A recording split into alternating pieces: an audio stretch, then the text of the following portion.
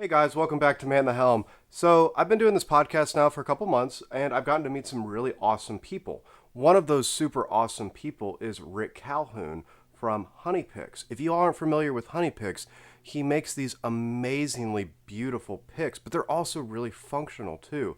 So, I hit up the website, I ordered a handful of picks, and I wanted to see what the differences were between thicknesses. So I kind of stuck with the same shape, but before we get to that, I'm going to walk through what I normally use. So I normally use something like a Dunlop, one of the larger style jazz picks. It's usually a 1.5 millimeter is what I've been using. Um, so I kind of wanted to keep the same shape, but I wanted to vary the thicknesses to see what change that would have on the guitar or the sound of going direct into a DI or an interface and then maybe like something in a full mix. So, being that I play with a 1.5, it's pretty standard thickness size. I think a lot of people usually play those. I know it varies from person to person, but it's a relatively standard size from what I've seen. So, what I ended up doing, I got the thinnest pick all the way up to the thickest pick. So, the first one that I ordered, they're all from the Beehive series, meaning the shape is all the same. But I started off with a zero point 0.5 millimeter. This is probably the thinnest pick I have ever used, and I don't even know how it's going to sound. It's going to be really awkward for me to play that. But then, since I do play a 1.5, I decided to go up to a 2 millimeter. And then I decided to go up from there to a 3 millimeter.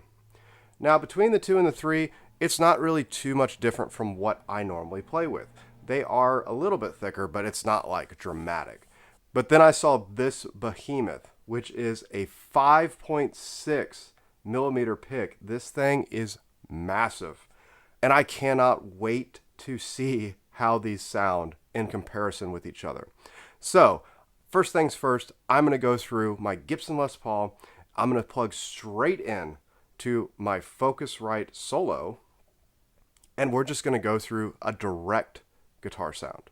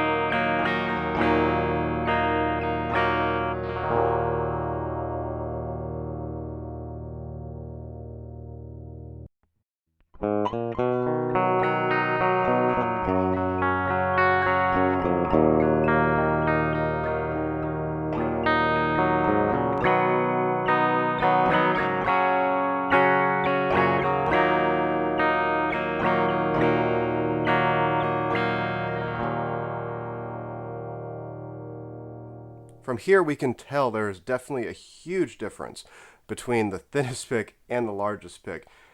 You get a lot of different dynamics, and it definitely changes the EQ up a little bit. But let's hear it in a full mix now and see what we can get. For this, I'll be plugging straight into my Focusrite again.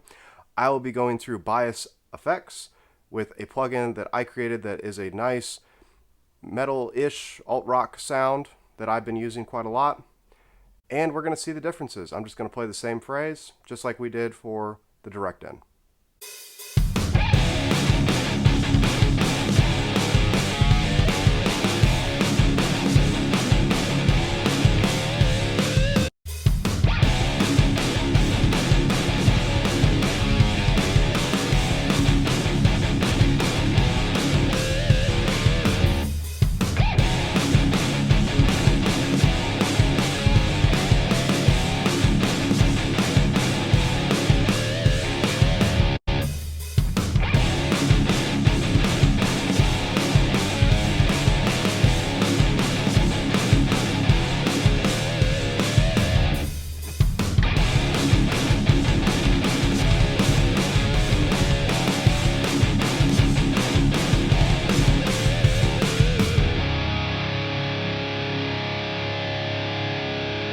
Once again, a lot of really cool things are happening right now.